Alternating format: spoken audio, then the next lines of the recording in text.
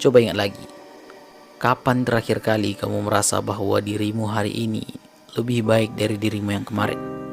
Pernah nggak merasa semakin hari kita bukannya tambah baik malah jadi tambah buruk?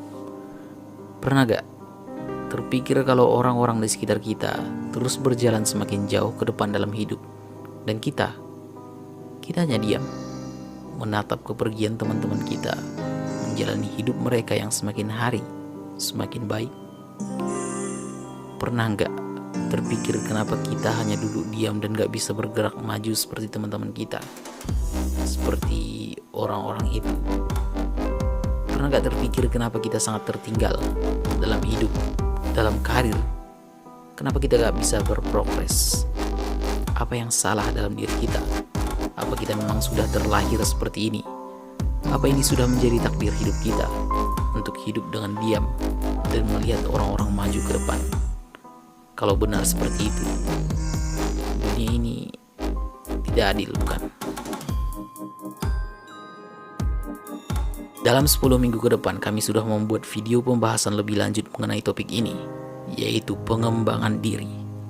Kita bersama-sama akan mencari tahu apa sebenarnya yang membuat beberapa orang bisa bertahan, bahkan bisa melawan, sedangkan beberapa orang cuma bisa duduk diam menerima apa saja yang diberikan hidup kepada kita.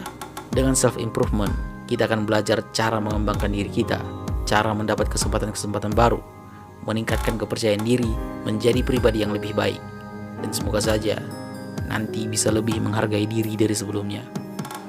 Pertama, kita akan bahas tentang fondasi, akar dasar asal dari semua itu berasal. Mindset.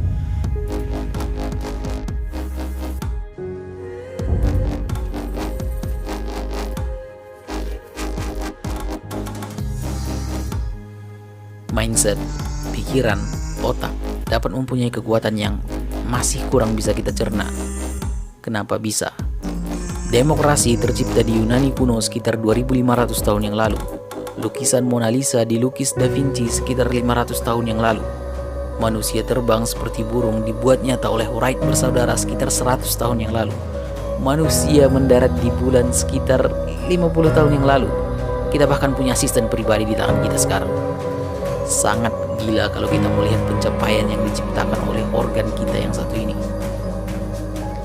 Tapi seberapa kuat sebenarnya pikiran itu? Seberapa besar hal yang bisa kita capai cukup dengan percaya, dengan mempunyai mindset bahwa kita percaya kita bisa mencapainya. Ada satu penelitian yang dilakukan pada tahun 1990-an. Dalam penelitian ini, beberapa anak kecil disuruh untuk menyelesaikan tugas sederhana. Ketika tugas itu selesai, satu grup diberi pujian bahwa mereka pintar bisa mengerjakannya dengan skor yang cukup tinggi. Dan grup yang satunya lagi diberi pujian bahwa mereka pasti berusaha keras karena bisa menyelesaikan tugas itu. Kemudian, kedua grup itu pun ditanya apa mereka mau mengerjakan tugas yang mudah atau yang sulit. Mayoritas yang memilih soal mudah adalah mereka yang tadi dipuji karena pintar, bukan mereka yang dipuji karena usahanya. Dan setelah itu, peneliti kemudian memberi tugas yang lebih sulit. Dan yang mendapat skor tertinggi mayoritas rata-rata adalah yang dipuji karena usahanya. Dan terakhir, ketika anak-anak itu ditanya berapa skor yang mereka dapatkan, grup yang dipuji karena pintar berbohong 3 kali lebih banyak dari grup yang dipuji karena usahanya. Anak-anak yang dipuji karena kepintarannya tidak tahu cara menghadapi kegagalannya. Satu kalimat bisa mengubah pemikiran seseorang, kepercayaannya, tindakannya, proses pengambilan keputusannya, dan caranya menghadapi kegagalan. Pernah gak waktu di sekolah kamu dapat nilai yang buruk di beberapa pelajaran, biasanya matematika sih, terus gurumu bilang kamu gak bisa matematika, atau mungkin kamu yang sadar sendiri gak bisa matematika dan kamu percaya itu, dan kamu tahulah akhir ceritanya kayak mana. Kamu gak akan pernah berusaha untuk mencoba mengerti tentang subjek itu.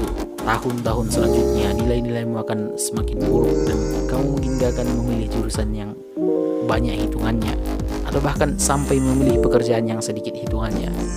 Kalau dipikir-pikir, sangat gila bagaimana mindset, kepercayaan yang kita pegang dapat dengan drastis mengubah hidup kita.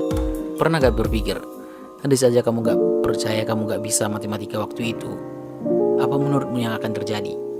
Ya, mungkin mungkin pengambilan keputusanmu jadi lebih baik, tindakanmu berubah, jurusanmu mungkin berubah, dan pekerjaanmu juga. Bisa dibilang seluruh hidupmu akan berubah. Jadi, apa itu mindset? Mindset atau pola pikir adalah seperangkat asumsi, metode, atau gagasan yang dipegang oleh seseorang. Kalau kita lihat dari riset pertama tadi, pola pikir bisa memengaruhi keputusan kita, karena jelas bisa memengaruhi cara kita menghadapi tantangan dan kegagalan.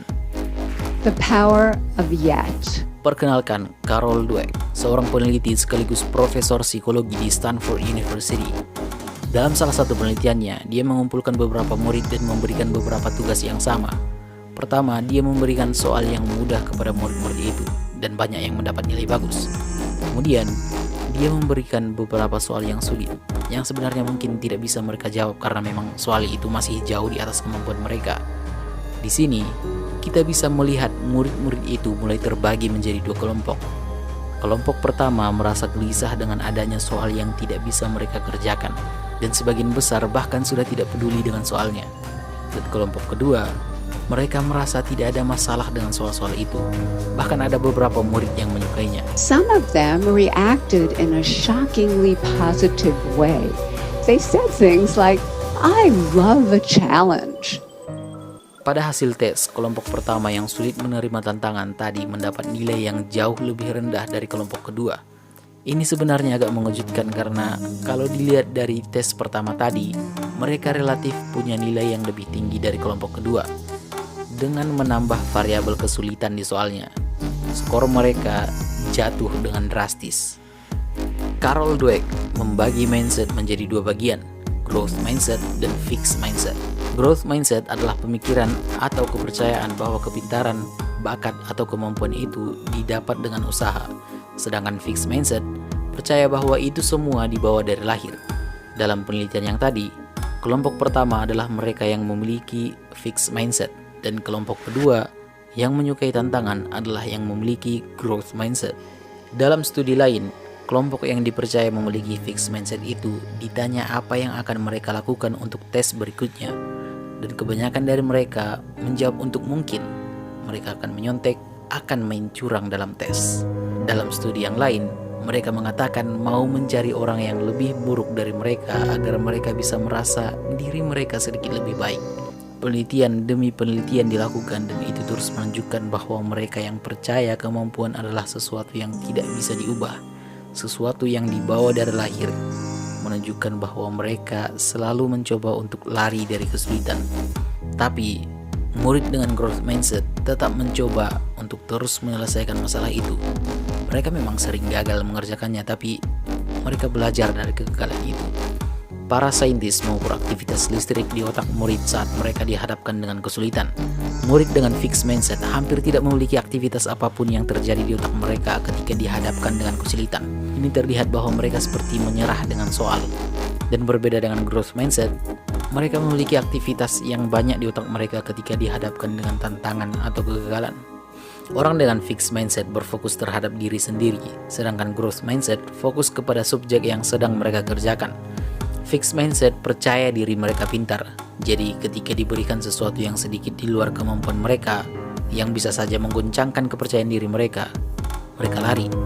Karena mereka mungkin merasa lebih baik tidak mengerjakannya daripada melihat diri sendiri tidak pintar lagi. Dan growth mindset tidak peduli dengan hal itu. Mereka fokus dengan yang sedang mereka kerjakan.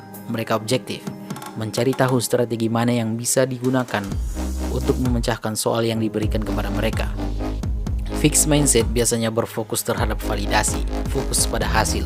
Mereka merasa jauh lebih baik mendapat skor tinggi meski tidak mendapat pelajaran apapun dari sana. Sedangkan growth mindset sebaliknya, mereka tidak terlalu peduli dengan hasil, mereka hanya peduli dengan proses. Mereka tidak terlalu peduli dengan seberapa banyak skor yang mereka dapatkan. Mereka peduli dengan apa yang bisa mereka pelajari dari situ. Fixed mindset mengejar apa yang bisa mereka dapat sekarang, sedangkan growth mindset mengejar apa yang berguna nanti di masa depan.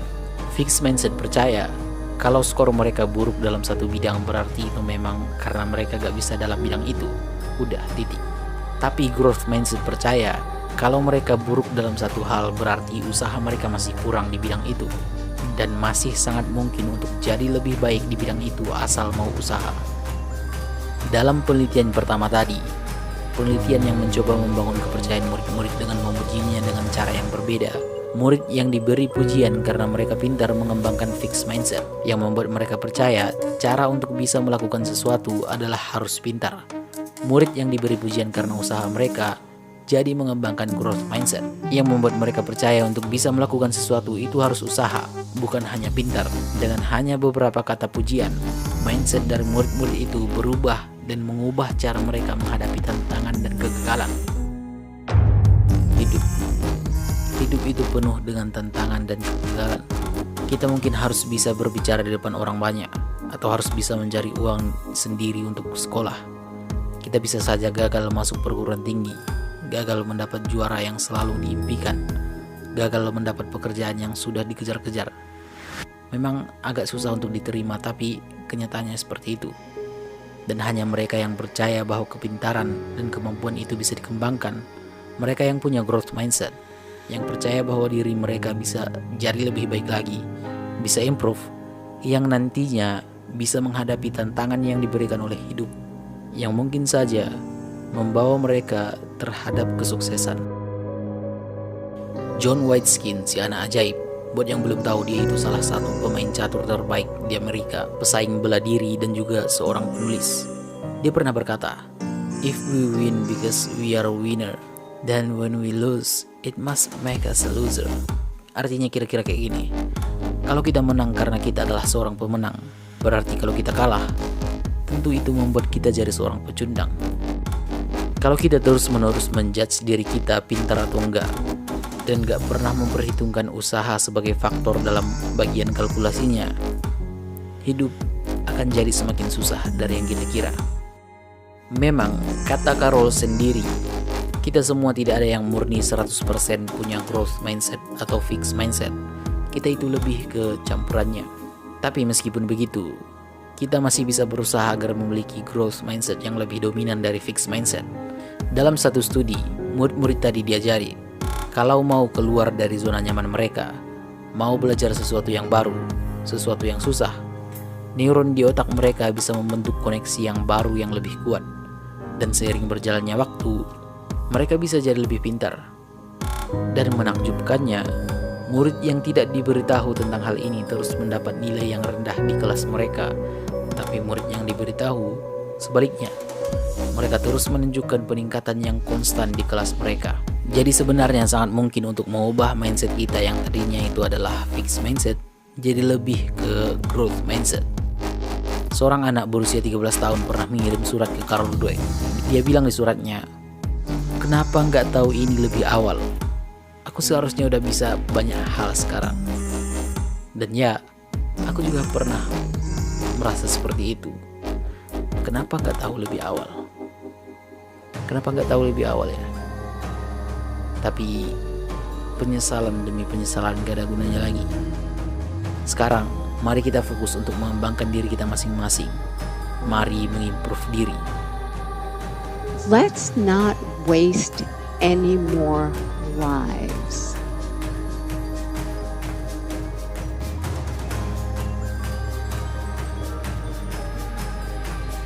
Tahap selanjutnya untuk course pengembangan diri ini adalah mengenal diri kita sendiri.